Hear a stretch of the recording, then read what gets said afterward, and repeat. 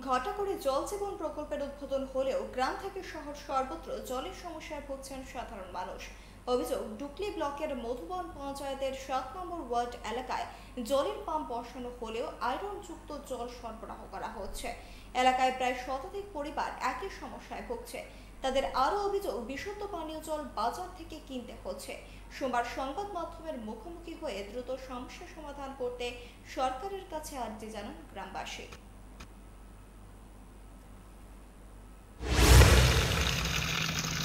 আমরা সমস্যা বাবু, আমরা এটার জল খাইতে পারি না। ওপরে চাকরা চাকরা আইরন হয়ে জায়গা জানি। আমরা জল আরো বাবু কষ্ট।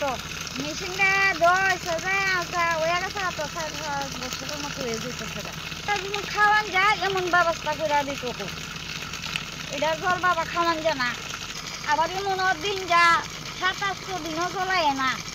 এটার জলটা বাবা খাওয়ানো জানা, কাপড় টাপড় দোয়ান জানা করছে, স্নান টান করান জানা কোনো লাল হইয়া জায়গা নেটে হাতে আনন লাগে, মাসে 50 টাকা দোন লাগে।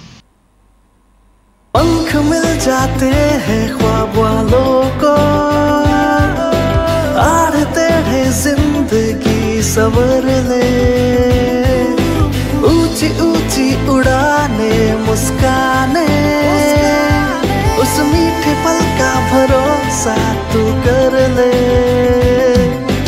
जिंदगी में कुछ बनो है टेक्नो।